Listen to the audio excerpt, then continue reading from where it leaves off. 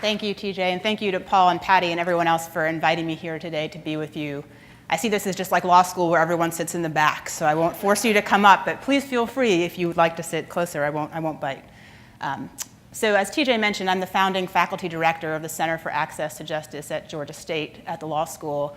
Before I actually tell you anything, there's one person in the audience that I want to introduce to you and to recognize, in part but because without her, nothing that I talk about today would have been possible, and that's Darcy Meals, who's the assistant director of the Center for Access to Justice. So I was thrilled to be asked today to deliver this plenary, in large part because I saw it as a tremendous opportunity to connect with those who are on the front lines of access to justice. You really are the gatekeepers. While lawyers are incredibly important in helping people navigate the legal system, the reality is that most people in this country who have legal issues will never have a lawyer. This is often true on the civil side, but as many of you know, it is also true in many criminal cases, and particularly in lower level misdemeanor cases where many defendants go unrepresented. One of my primary goals in founding the Center for Access to Justice was to bring the resources and strengths of the university setting to bear on questions of access to the courts and access to justice. Another goal was to keep academia connected to those doing the work on the ground, not just lawyers, but all of those involved in helping individuals resolve their issues through the justice system. The theme of this year's conference, as you know and as TJ mentioned, is Mind the Gap. In doing so, we're asking ourselves how we can be more mindful about the gaps that exist in addressing issues that face the courts and maybe getting in the way of courts operating as efficiently and as effectively as possible to serve their constituents. The gap I'd like to focus on today is the justice gap, and in particular, the extent to which large numbers of people attempt to navigate the legal system every day without the benefit of a lawyer. Let me start with some background or context for that discussion. So many of the facts on here are probably familiar to many of you, if not the specific numbers, then through your experience working with folks who fall into these categories.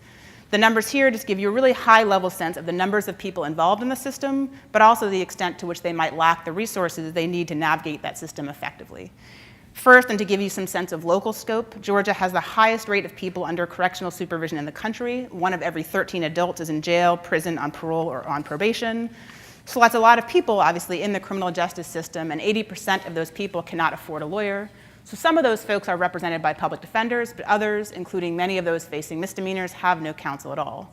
Something many people don't realize is that you're only entitled to a lawyer under the Sixth Amendment if your conviction actually results in incarceration. That means that many people are at risk of being wrongly convicted or convicted and subjected to heavy fines, onerous probation requirements, or serious collateral consequences, including deportation, loss of child custody, loss of benefits, or barriers to employment or housing without ever having legal representation.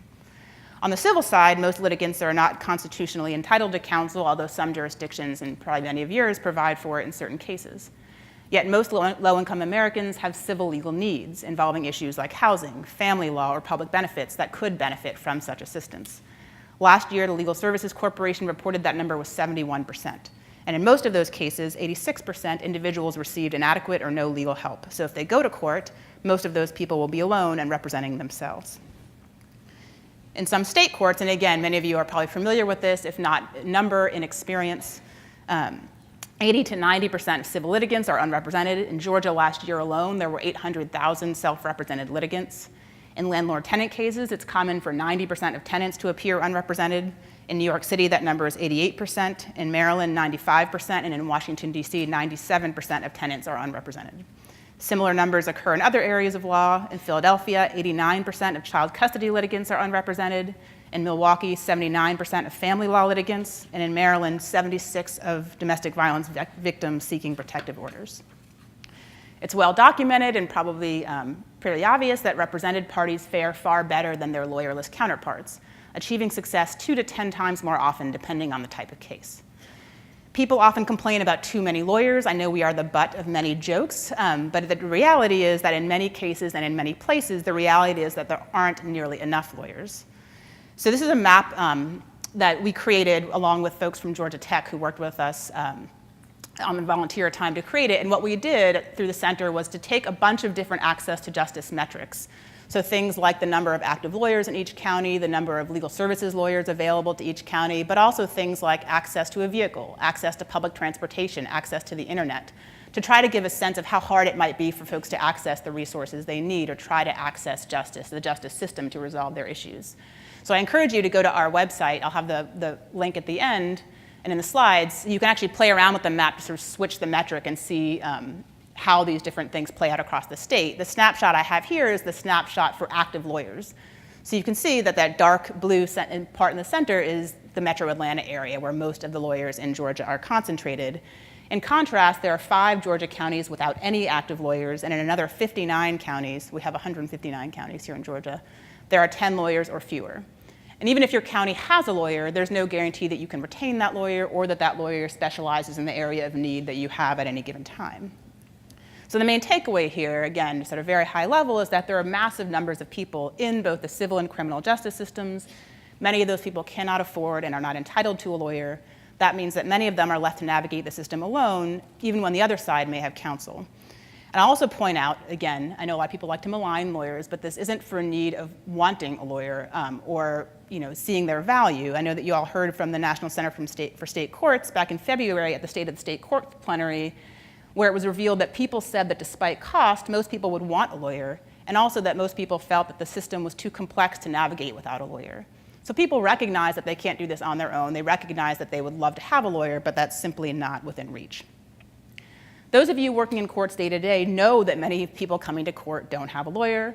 You probably know that they don't understand what they need or how to address that need. Some of them are unfamiliar with the court system. Many are overwhelmed, stressed, and anxious. In serving such individuals, we have to be mindful that while certain systems and certain terms and procedures have become completely integrated into our own vocabularies, they are foreign to many of the people who come to court, regardless of income. And the circumstances that have brought them there, whether it's a domestic dispute, the threat of losing their home, or a criminal offense that has the potential to derail their lives, only exacerbate an already scary situation. Remembering that and allowing that knowledge to permeate the way in which we think about and design court materials and procedures will go a long way toward closing the justice gap. So today I want to talk about how we can shift our focus to viewing the courts through the eyes of people we serve and using that insight to improve how we serve them. So why am I here and why have an academic talk to you about any of these issues? I think part of the reason for that is because while there's a lot we know, there's also a lot that we don't know. We know that there's a lot of need, but there's much more to be learned about the nature of that need and how we can serve it best. That is where partnerships between academics, researchers, and courts can be so useful and help all of us do our jobs a little better. I have 2 main goals for today. One is to share with you some of what I've seen and learned from my vantage point within the university setting, and also as someone who used to work as a lawyer representing low-income folks. From my own research and that of others, I hope to provide you with some insight as to how do people outside the system understand and interact with the courts, and how those ideas might inform the way we both provide information and organize court processes. My second related goal is to share with you some specific ways in which courts and universities can work together to better understand those gaps and to generate more innovative ways to address them. Let me start, I don't know if the slides switched, there we go. Let me start with providing a little bit of background on the center and what we do at Georgia State. In August of 2016, I founded the Center for Access to Justice at Georgia State's University College of Law. In launching the center, my hope was to create a space in the university setting to focus on access to the courts and access to justice more broadly. Our mission is to support those working to ensure meaningful access to the courts and equal treatment in both the civil and criminal justice systems with a regional focus on the South. We do that in a number of different ways through collaboration, education, and research. First, we serve as a convener, bringing together stakeholders working on issues in the region, not just academics, but practitioners and policymakers. I thought this role for the center to play was really important, in part because the South often isn't highlighted at national conferences. I found myself often going to conferences where we would talk about New York or Massachusetts and recognizing that there were really fundamental differences in how things operated in Georgia. There are differences in structure, resources, landscapes between states in this region and other parts of the country. I saw a need to create a space in which those issues could be discussed in a productive way with a particular focus on how they manifest here. So at the center, we've attempted to actively bridge that gap between academia and practice, and also between different disciplines within the university, bringing together faculty and graduate students from different departments to tackle hard access to justice research questions, and creating forums like bridges where scholars can present their relevant work to those working in the field. In doing so, they can ensure that their academic writing is grounded in reality, but also that their scholarship has the potential to impact practice. We also host an annual conference called the State of the South, through which we highlight and discuss a different access to justice issue each year. Second, we engage in education, both of the Georgia State community and beyond. We created a certificate in public interest law and policy to train students who wish to pursue public service work. created a new course that focuses specifically on how under-resourced individuals navigate the justice system, and I'll come back to touch on that more later. We've also created a student-run pro bono program through which students work with a number of different legal providers in the local community to serve low-income clients. Last, and particularly relevant for this plenary, we engage in research on topics relating to how the justice system operates on the ground, generating information that we hope has direct relevance to those in practice and in the field. Our goal is really to leverage the strengths of the university context, research and education, to address the access to justice crisis. As many of you may know, there's not really been much research done in this area, and a lot of that which does exist is focused again in places like the Northeast, but also in large urban centers. So we don't know a lot about how the court system, you all do, but others don't know a lot about how the court system functions outside of those contexts. So just to give you a few examples of some of the research projects that we've taken on in just the 2 years that we've been in existence. The first is that map that I referenced earlier, and I know that that's been really helpful, I think, to a lot of folks in the Georgia community in terms of giving a big picture of where the resources are and maybe where we need to close some of these gaps. We were also asked by the Judicial Council of Georgia to put together a report on misdemeanor bail reform as part of some work that was going on around related legislation last session. So we put together a report that covered reforms that were happening throughout the country, but also covering related litigation that had been going on across the country. We had a student intern work with the Administrative Office of Courts to engage in some research and reporting around self-help mechanisms that are currently in place across the state. And then we've engaged in 2 grant-funded studies. The first was funded by the Charles Koch Foundation and looked at the civil legal needs of public defender clients.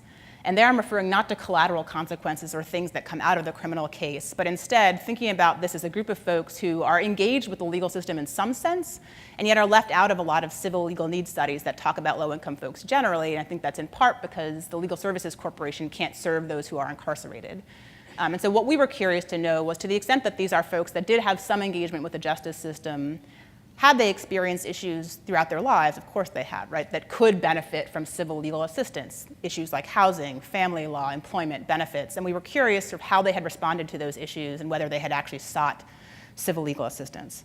So I'll touch on that also in a little bit. A current project that we're just embarking on and about which I'm really excited is I'm embarking on it with a colleague of mine, Dan Pasciuti, in the sociology department at Georgia State. He was at Johns Hopkins before in Baltimore and Maryland, and some of you, if any of you are from there, may be familiar with a study that he did with the Public Justice Center on evictions in Maryland.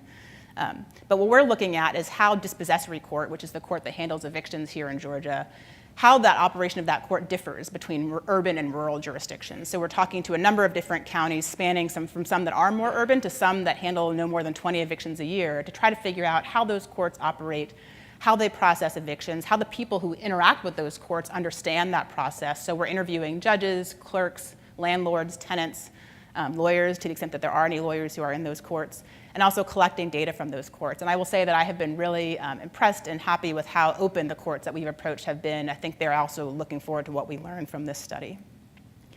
Ultimately, our research is intended to highlight and provide a better understanding about how people understand and interact with the courts in practice, in part so that we can better understand where the gaps are and then continue to use research to figure out how to best address those gaps. Our hope is that this will not only inform other academics thinking about these issues, but actually be useful to policymakers and those operating on the ground. So from here, I want to transition to talk in a little bit more detail about what we've learned from some of our research, but also from what others have found in their work about how people outside of the system view and experience that system.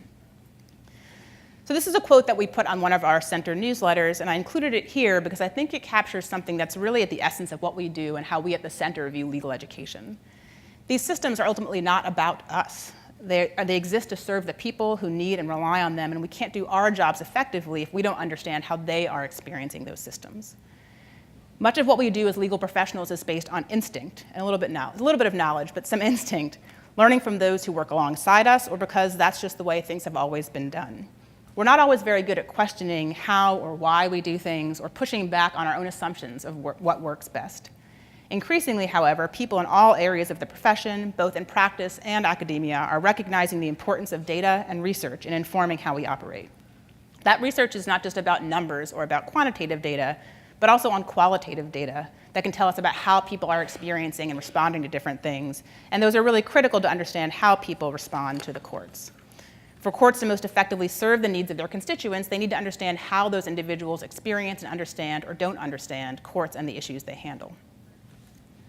So what what do we know about how people understand and interact with the courts? Well, one thing we know is that people don't think about or organize issues in the same way that we do, whereas the courts often do. For example, we often, and I've already done it several times in this speech, right, we distinguish between civil and criminal. Yet for a lot of folks, including a lot of people that we spoke to in our study, they didn't understand the system that way. To them, they just had problems and they didn't understand where the boundaries are. And of course, in practice, a lot of issues cross those boundaries as well. So in the study that we did with talking to folks in the criminal justice system about civil matters, we saw that problem arise. We also saw that even if they understood, well, first that they might not understand the problem is illegal at all, right? So they may not understand that even though they're experiencing something, there is a path for recourse through the legal system, and that's probably not the case for most of you. Since you're in the court system, if they've gotten to you, they probably have recognized that piece. But even if they do recognize a problem is legal, they often don't know or may misunderstand the substantive law. For example, a lot of folks think that under Georgia law, if you have issues with your apartment, you can withhold rent, which you can't, right? And that creates problems for tenants down the line. They also don't understand how to address these issues procedurally. And another thing that we found that I think was sort of surprising to me was the extent to which they really didn't know that legal aid organizations existed. So the folks that we spoke to, who again were engaged with the public defender system, and had interactions with the system, most of them were not familiar at all with any of the local legal aid providers, and only 20% of clients had ever sought out civil legal assistance, and no one had done so successfully. So to me, that was a real gap, right? Showing a gap that these are people who are interacting with the system and yet not making certain connections and missing out on resources that could address their needs or impact the likelihood that they'll engage again with the criminal justice system. And I think it's worth pointing this out because I think, again, when we think about things as being siloed, we miss opportunities to educate and inform people. So one thing that I'll suggest here, right, is why not make information available not on how we categorize it, but on how people experience things and when they are likely to encounter an issue, or perhaps taking advantage of the fact that you might have a captive audience to inform on a given issue. So for example, bundling court forms together with issues that often arise in conjunction with one another, or at least trying to flag for someone that there might be other issues they're dealing with in addition to the one that they know that they're dealing with that could be addressed simultaneously, perhaps to the benefit of that individual. Maybe making information about civil issues available. One thing that we spoke to the public defender offices about was, even though their attorneys can't address these issues, having them trained enough to be able to identify when these issues are arising and refer people to the right resources. Or in a lot of self-help centers that I know exist in courthouses across the country, a lot of them tend to be focused on civil matters. Why not make information available there about if there's a calendar where warrants are cleared, for example, since you have people who are there and might be open or looking for that kind of information. So the point is sort of trying to think more about, from the perspective of someone who's dealing with issues and likely dealing with a multitude of issues, how might we make information available differently? So related to that, I think it's worth thinking also about how people actually access or think to access information. The Legal Services Corporation issued a report in 2017 noting that not knowing where to look was one of the top reasons low-income litigants don't seek help. I think we need to sort of check some of our assumptions, including many of my own, about how and where people look for information, because that will inform what solutions are effective and will actually be used by self-represented litigants. There's a lot of focus right now on using technology and the internet. I'm sure that that's been a theme throughout your conference as well. And yet a study of civil legal needs in Georgia revealed that although many of the low-income Georgia households surveyed had internet access, over 94% of them reported not using the internet to access legal forms. So I think that study is a little bit outdated, but I think the point is that even though you may be putting a lot of information on the internet, if people don't know that it's there and don't know how to use it, it's not going to be addressing the gap. One of the anecdotes that came up in the study we did with the public defender clients is that one client had lost the public defender's contact information, and she said, "Why didn't you look it up on the internet?" And that had never occurred to him. Right? I think any of us, if we have a question, we just pull out our phones and we Google it, and that's not how a lot of folks necessarily will think to get information. And even if they do Google, right, they might be putting in terms that don't equate with the terms that we're using to characterize things. So having a better understanding of how people are actually looking for information and where, or at least using the opportunities we do have, for example, if they're already engaged with the system in some way, of pointing out to them that that might be a good way of looking for information, can be really effective. Another issue is who has access to technology and how effective is that access. So in a lot of rural areas, and our map demonstrates this as well, people lack access to broadband, and so that may make it more difficult for them to get access. One of the students in our class this year pointed out that in a lot of these areas, people also don't have cell service, right? So if we're relying heavily on mobile phones as a way to address some of these issues, those solutions might not work well in those areas. Although relatedly, in 2016, a study did show that for the first time in history, more people were accessing the internet through mobile devices than through desktop computers. So it's also important to keep in mind that if we are making things available online, we have to make sure that those are being optimized for mobile devices, since in reality, that's how most people are accessing this information. So what other difficulties do people have or do people face in navigating the courts? And this is, again, just sort of a catch-all at a high level. We've talked about the lack of legal assistance. People are unable to distinguish between legal and non-legal issues, and that affects not only whether they come to court, but what they see as relevant, right? They may be bringing up certain information, and I'm sure that you've seen this in your experience, that isn't relevant from your view, right? But they don't understand what's relevant and what's not, in part because they don't know where that legal and non-legal line might be. Another issue is that legal terms and sophisticated technical language can be hard even for those with graduate degrees to understand. So really being thoughtful about boiling the language down that we use to a very low level, but also trying to avoid legal terms and terminology. Another issue, as we've touched on, is that even when you have access to the internet and know how to use it, those things may be hard to navigate or might presume some knowledge of the legal process or certain terminology in order to use it effectively. Just another example of this is that Illinois Legal Aid Online did a focus group with actual clients to understand how clients group legal issues so they could recategorize resources on their website. One client indicated that she would put a custody dispute under business because she viewed that as her business. And I'm not suggesting that you organize sort of on that level, but I think it's a good anecdote in that it does point out that people may not be thinking about things in the same way that we do, and that doesn't mean that we have to use the exact terminology they might use, but understanding that so that we can direct that person's attention to the right place using terminology they may be familiar with will actually help them use the resources that we're offering effectively. Another issue is that people lack a sense of process or what to expect, and this is sort of on a granular level, right? People don't know what to expect when they go to court, but I think often we focus on sort of the here and now, right? What's the thing that lies right ahead of them without giving them a bigger sense of the process, and I think that can lead to a lot of frustration for them and for you, right? If people are coming to a certain hearing thinking that they're going to be doing something that you know is not going to be dealt with a month from now, and the people have expressed through a lot of the research that it would be helpful for them to have a roadmap or a bigger picture, and this can be done through things like written materials or video to give people a picture of the process so that they understand when they're coming to court for a particular thing that only a certain number of issues are to be dealt with at that time, but other things will be dealt with later. Obviously, not knowing procedure, paperwork can be an issue, either that there's too much, that it's time-consuming, maybe too technical. And another issue is that nothing to do with sort of our system, right, but that a lot of people come to court and they're dealing with high levels of anxiety and limited bandwidth. There's a lot of literature on this phenomenon of scarcity, which is that when people are sort of living when people are living in a situation where they're focused on what they're going to eat that night and where they're going to live, they don't have the mental bandwidth to be thinking about other things, and they also have a hard time. It impairs their decision-making process. So again, just being mindful of that, things like people may not have access to childcare or transportation, and I know that that can't affect everything you do, but sort of understanding that that's the place, the mental space in which people are coming to court can be helpful as well. Another issue I'll touch on a little bit more is the issue of literacy. I think often we think about, well, can people read or write or not? We had in our class someone come, Georgia State has an adult literacy research center, and that person came to give us a presentation that I found really enlightening, and she talked a lot about low literacy, not a lack of literacy, but sort of a lower level of literacy that most people, 86% of adults with a high school diploma, have below average literacy and numeracy. So it may be hard for them to understand things at beyond a 6th or 8th grade level.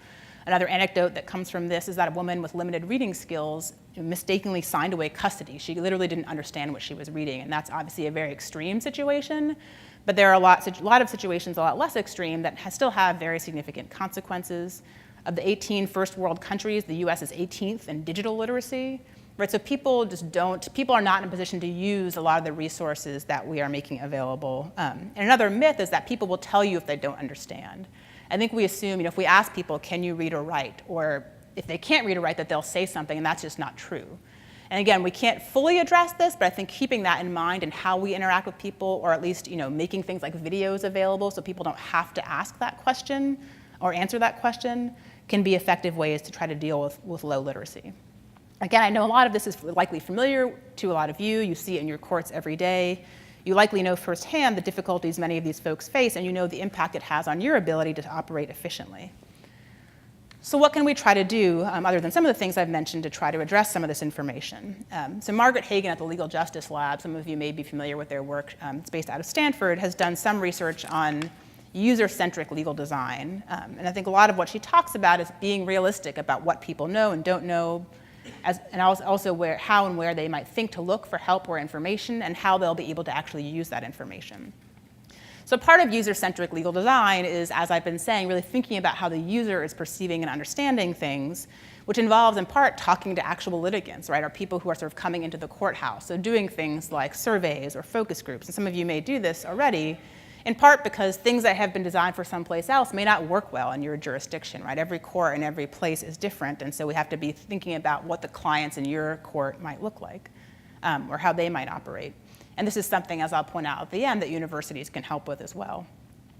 But thinking not just about the procedural steps, but also the feelings that may be inhibiting the process or affecting how people are going through a process. Lack of control, lack of trust, fear and stress, or ignorance of the legal system, or feeling very intimidated by that system. So one thing that I think you can do, and she suggests, is sort of adopting a specific persona and thinking about how one might see the courthouse or see some of these forms and processes.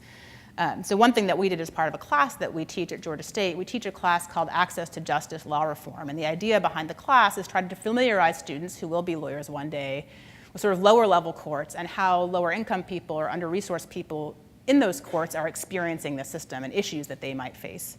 So we have them read a host of relevant materials. We have them speak with people from the courts, with judges, with lawyers practicing in those courts.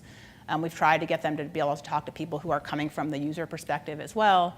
And part of what they're tasked with throughout the year is trying to identify a specific access to justice problem. And we ask them to sort of ask the folks who are in the courts, rather than just thinking of something on their own, what they see as some of the problems.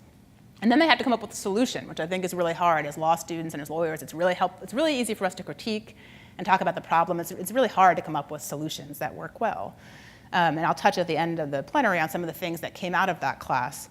But one thing that we did in the class was one day we gave everybody sort of a certain identity, right? So we said, you may not speak English. You may not have access to the internet. Perhaps you have a job that prohibits you from being able to get places from 9 to 5 because you can't take off work. And then we gave them an eviction notice.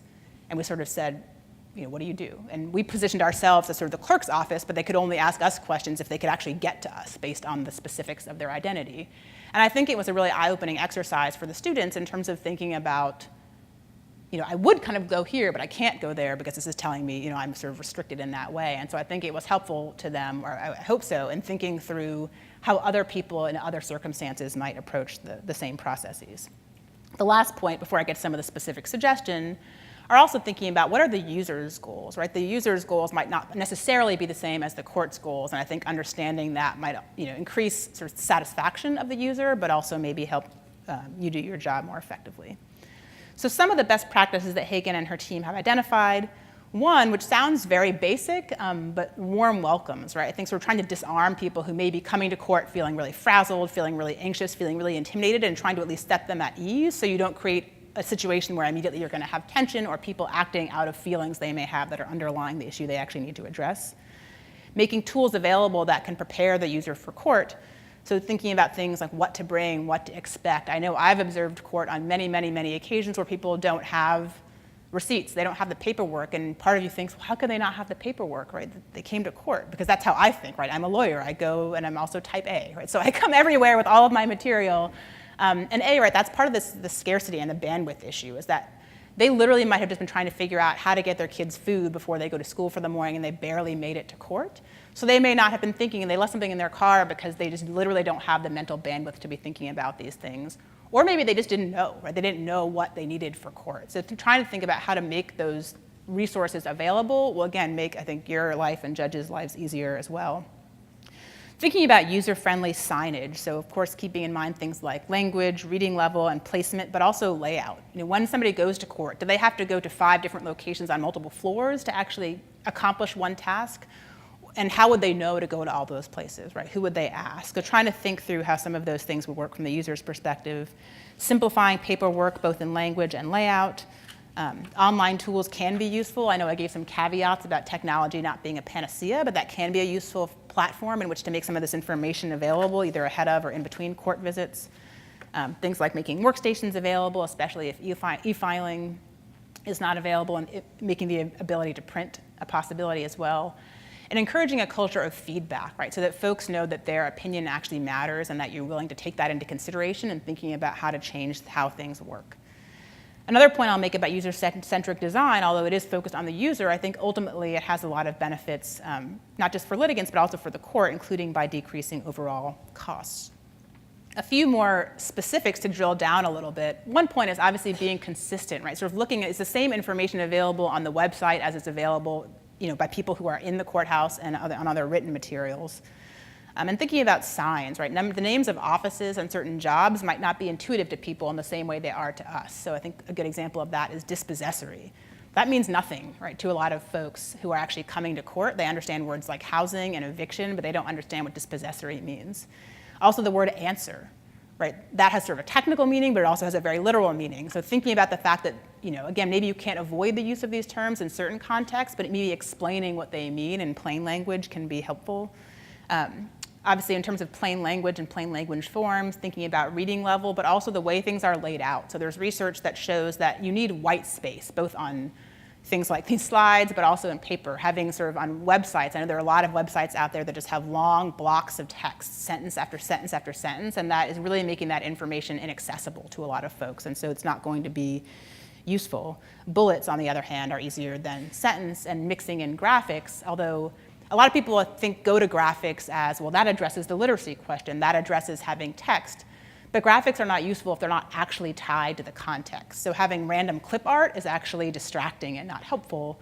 But having graphics that actually are intentionally communicating something in conjunction with some text can be useful. Another point that folks at the Access to Justice Lab at Harvard have made, that I think we tend to want to use images of people, right, doing certain tasks or doing certain things, but it actually can create a problem when you're using photographs or images of real people and those don't look like the user because the user doesn't connect, that they can't associate themselves with that image, and therefore there ends up being a disconnect and they may not realize this is something they need to do. So the Access to Justice Lab has come up with this sort of amorphous looking blob that looks like a person, but it doesn't look like a particular gender or, racial or ethnic identity, and they found that this has actually been more effective in materials than using a picture of an actual person that other people may not identify with. And also, again, even though the graphics are useful, there's actually research showing that people prefer to read something, right? So the goal is not to have something that's totally just pictures or shapes, but instead to have very simple, clear text that works in conjunction with graphics. Also using affirming language, things that emphasize to people that they are a good person, that they have rights, that there are things that they can do, that they can sort of take control of, can be really helpful in terms of helping the user and also helping them navigate things effectively. Also, of course, making things very clear about where to go and when, and that idea of the roadmap or sort of providing the big picture whenever possible can be really helpful to users. So thinking a little bit more about simplification, that means not just in terms of the information that's provided, but thinking about the way that we design process and procedure. So when information is being collected, is it everything being collected at once and then given to every other party involved, regardless of whether they need it or not? Or is there a way to tailor your system? And Richard Zorza, who's a big figure in the access to justice field, has written a lot about this. Is there a way to tailor your system such that you're only collecting information from the person who actually has that information and when they need to provide it? And are you only giving the information that people need to those people? Because that can also help things in terms of just trying to do everything in mass, which can confuse things, confuse people, and give people a lot of information that they don't actually need, or at least not when they don't need it at that moment. Also trying to involve only those needed and catering the event or forum to what is needed, so not having a full hearing if that's not necessary. Are there things that could be resolved by phone or by video in other ways, sort of easing the burden on the courts, but still being just as effective, especially if you have data that can show that those forums are just as effective? Minimizing the number of steps to the extent possible, thinking about whether certain things are really necessary. There was a study in 2002 identifying that some civil cases require self-represented litigants to complete nearly 200 discrete tasks. That's a lot of things to do, particularly if you don't have childcare, if you don't have a flexible job, if you don't have any money and you're dealing within that sort of limited bandwidth space that I mentioned. So thinking about whether all of those tasks are really necessary, whether things can be consolidated, or whether maybe the person who you're asking to do something doesn't actually need to be the one who does that. And you can use technology to predict what will be needed. So if, again, assuming that, and I'll touch on this in a minute, assuming that you are in a position to be collecting data, if you're finding, for example, that certain information is needed again and again at a certain time, maybe backing up to sort of ask for that information earlier in the process so you're not creating that hiccup in the process as you go can be helpful. And last, people are dealing with, as I mentioned earlier, with a number of issues simultaneously. And I know that the Justice for All Committee in Georgia, we got a grant to try to think about how to increase access to justice across the state. And one thing that was really emphasized as part of that process was trying to make sure that no door is the wrong door.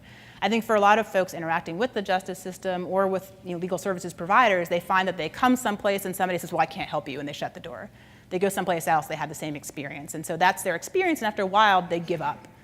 Right? But can you create systems within your own courthouse or within wherever you work to ensure that even if somebody comes to a certain place with an issue that can't be addressed by you, how is that person redirected or funneled? So you might deal with this through a sort of a triage center that people are directed to when they first come to the courthouse. Or you might, again, make resources available in the family self-help center that don't necessarily relate to family law, but recognize that people who have family law issues also have benefits issues and also have criminal law issues. So not necessarily thinking about things in this distinct mold, but thinking about this in a more holistic way. So I won't spend a lot of time on this here. Again, I'm sure this is something that I know you've emphasized elsewhere. But another piece, I think, one thing that can inform all of this is data collection. I know as a researcher, part of what's often difficult when we try to do research on the courts, on data systems, is that we either don't have access to the data because it doesn't exist, or isn't being collected, or maybe the right pieces of data aren't being collected. So just being mindful about sort of how you're collecting data, what are you collecting, is it all of the relevant information, are you collecting the information that you'll need to answer the questions that you want to answer, and do you have what you need to evaluate and inform your practices? The National Center for State Courts and Measures for Justice, I know recently announced a new partnership to create comprehensive data standards for state and local courts, and their aim is to standardize the data courts collect and improve access to that data, which will be critical not only for them, but for researchers and stakeholders that seek to improve the public's understanding of how courts operate. And I know that they make, the National Center for State Courts makes tools available like the one that's pictured here to sort of serve as surveys around access to the courts. I want to close, or get towards closing, with some specific examples of how courts and universities can work together based in part on our own experience of how universities, but also law schools, can work together to address some of these issues. And so a lot of what I've talked about so far are things like designing and implementing surveys, or for either of user needs or of interventions that you're piloting if you want to see if something works well. That is something that a lot of universities can help with. I think one thing you may sort of underestimate is how sort of desperate researchers and folks within universities are for data, and so when you can give them access to data and access to actually be able to talk to them, that is really valuable. One thing that people were so surprised about in the study that we did of civil legal needs of the public defender clients was that we were able to get access to some of the players involved and also to the jails. And that in and of itself is really valuable, and you can learn a lot for that. I know that in my own work, I really try to think about research I do not as just an opportunity for me, but everything I do, I try to structure it such that it's actually also useful to the folks who are involved in that research, because otherwise, what would be the point, right, for them?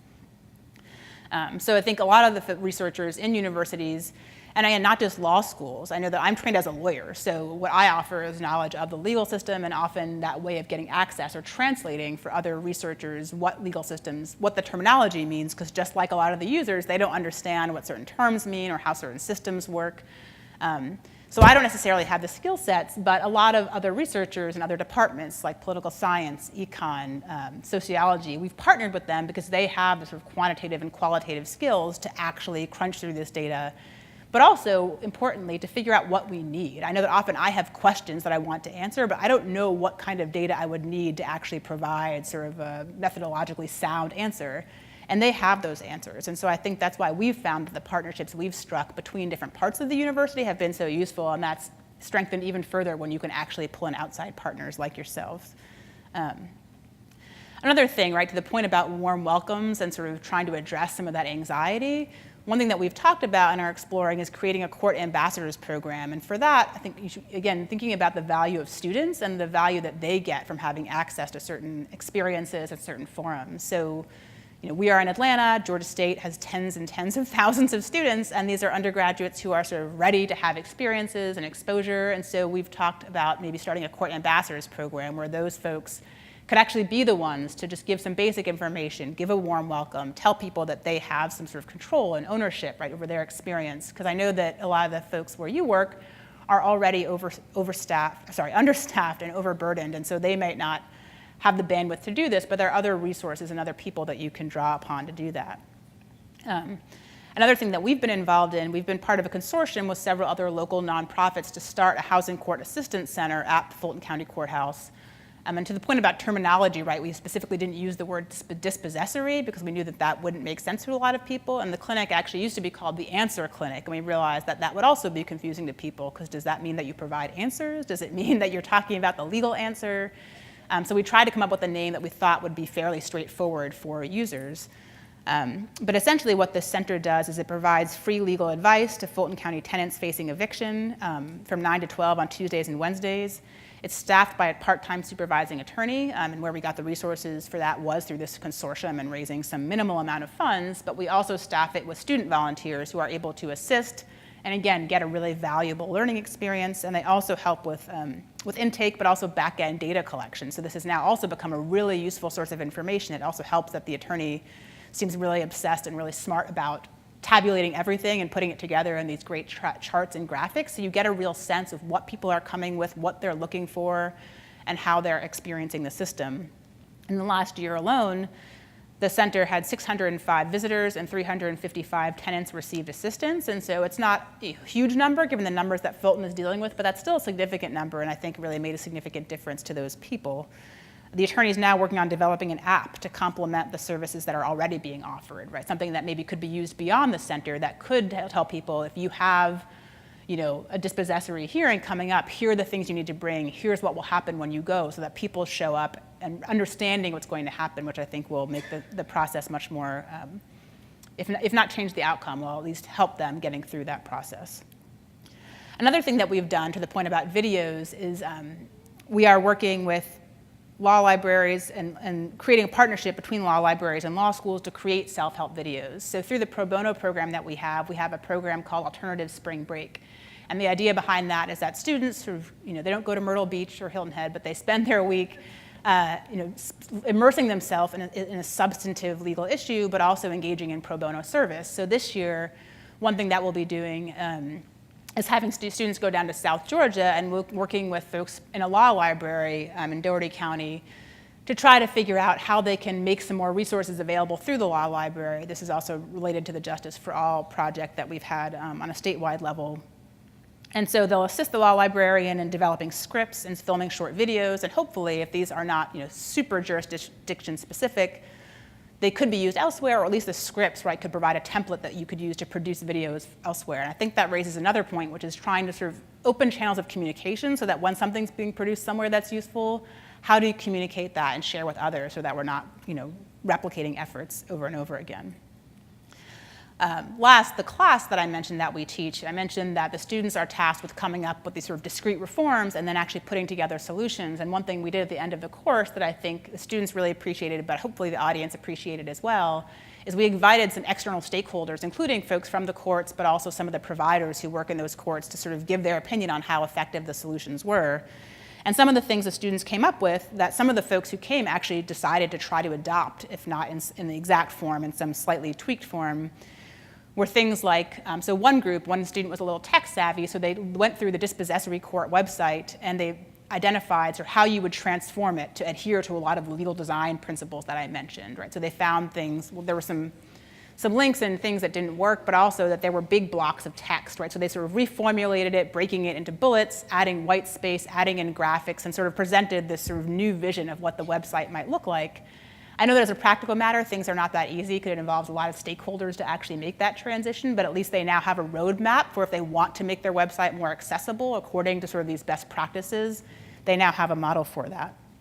And making more information available, right? They noticed that certain information wasn't available, like the address or where to go when you get to the courthouse, and so they added that information in as well.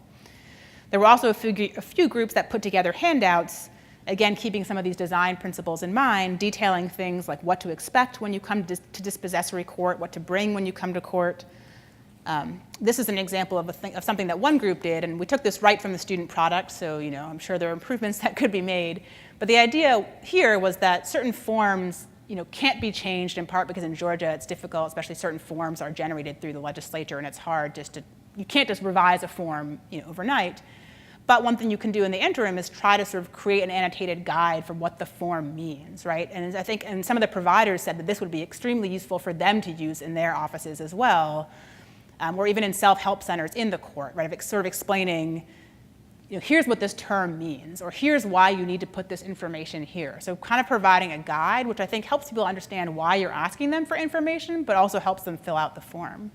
Another group of students put together, similarly, they sort of used the uncontested divorce process as a model, and they basically tried to put together a guide that really translated the entire thing into layperson's terms, which, as you can imagine, is very hard for law students to do. They're sort of in this limbo between people who don't know anything and people who actually know something. But so they sort of translated that into terms, what does forum mean? And sort of these basic questions. And that, I think, could be really useful either for some more sophisticated self-represented litigants, but also for folks who are working in self-help centers. They can use it as a guide. If there are students who are working in self-help centers, they can use this as a reference as well. And the last project that another group worked on, although they ended up sort of changing course at the last minute because of some technical issues, but they worked on trying to create decision trees. The court had expressed that they were interested in doing some sort of creating program that could auto-populate forms. And so obviously what you need for that is the decision tree of knowing when someone enters something, what should the next question be, and sort of leading people down that path. And one thing that we had our students work on, which I think was a good exercise in and of itself, was trying to break down certain procedures into those logical steps, which I think is helpful for them to actually check themselves that they're thinking through steps, but also can translate into something like this, so that if a court is in the position of wanting to create something like this, they then have the actual material they need to do so. So I think with that, I'm going to wrap up, and I'm happy to entertain questions or comments, but I'll just say in closing that I hope that this has been helpful. I know it's been on a pretty high level, but I hope that it's been helpful in generating ideas for new projects or new partnerships. I know that I've been really fortunate in my role with the center and at Georgia State to work with so many people in the Atlanta and the Georgia legal communities to think about how we can work together to improve access to justice. Many of you are probably already working with similar groups or schools in your own jurisdictions. If so, hopefully this will generate some new ideas for how you can work together. If not, hopefully this will provide a little encouragement for you to reach out and drag some of those people out of the ivory tower and into the trenches with you to put their particular expertise and skills to good use. So thank you again for having me here today, and with that, I'm happy to entertain any questions or comments you may have.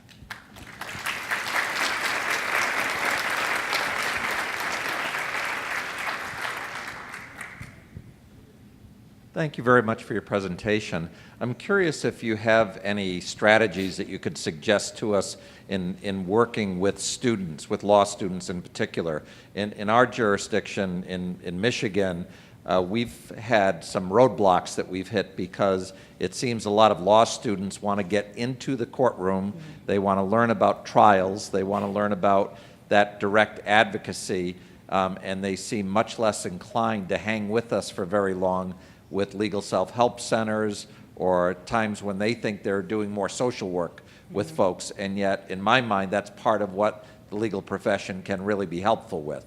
So I'm not sure how we can perhaps better describe to them how they really can be helpful and learn about the practice by working on some of these self-help or access issues.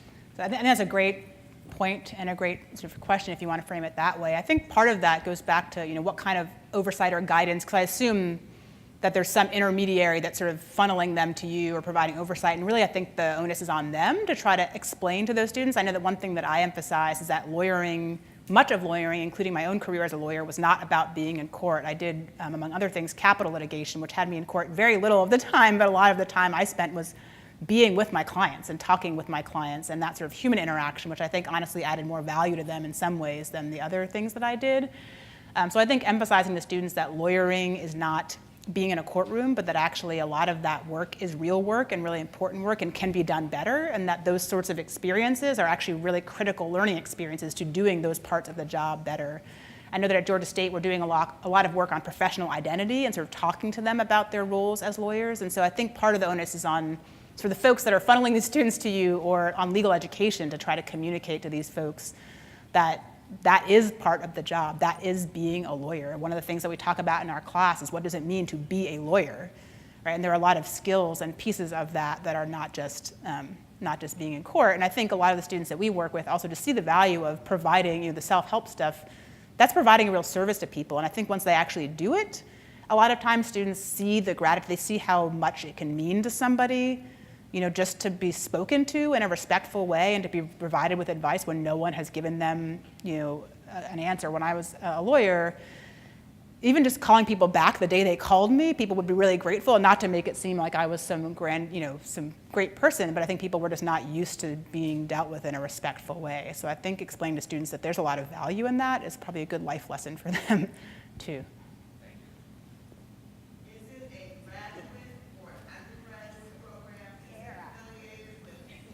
I'm coming, Sarah, I'm coming. You got your steps in. Yes, ma'am. Is it a graduate or an undergraduate program or both? Is it affiliated with the criminal justice or with one of the standard disciplines, or is it a stand-apart program? So our center is based just at the law school, although a lot of the events we do certainly cross over to other parts of the university. And this past year, we added affiliate faculty members from other departments. So we have faculty members, many from the criminal justice department, political science, sociology, history, a lot of different departments, in part to sort of get those folks more involved. And we have had, I think in at least one we might have had a sociology student who was either interested in doing the spring break program. I'm not sure if we ultimately did. So a lot of our programs are, the events we do are certainly open to others. One thing we've talked more about, and maybe we'll do this year, is expand, because we've only been around for 2 years, is expanding more to the undergraduate and sort of reaching out to them and getting them more involved. But part of that's just a process, since we're sort of limited in terms So of... is it for course credit, and you do have some interdisciplinary operations going there? So we do have the course that I've referenced, that is a course for credit. I know that this year, like the research project I'm doing with a sociology colleague on dispossessory court, he is teaching a field study course for sociology students, which I'm not sure if it's undergraduate or graduate, and those students will be engaged. So that's also for credit. But the pro bono program and the spring break program, those are things that people do not for credit, but pro bono, and they end up, through the law school, you can get credit in that when you graduate, you can graduate with distinction for having done a certain number of hours of pro bono service, but a lot of that work is not for credit. Okay, if we go to your website, there's a roadmap there for how to establish something similar to what you have? There isn't. I mean, I'm happy to, my email is on there, and I'm happy to talk to you about that. There's not a roadmap. I mean, creating the center is one thing, but I think a lot of these things, you don't necessarily need all of that structure. I think the key would be finding sort of, a sympathetic person at a school or university in your jurisdiction who's just willing to strike that partnership. I think for me, because I'd already been a lawyer and knew a lot of the folks in the community, I had sort of come to Georgia State knowing that I wanted to do something like this and sort of use those existing relationships. But I think that certainly there are a lot of people at universities who I think would really love to strike these relationships, but they might not have the same connections to the local community, in part because they may not be from there originally.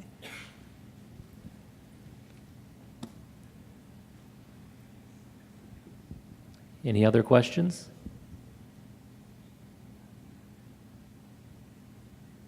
Last chance. All right, thank you, Professor Lucas.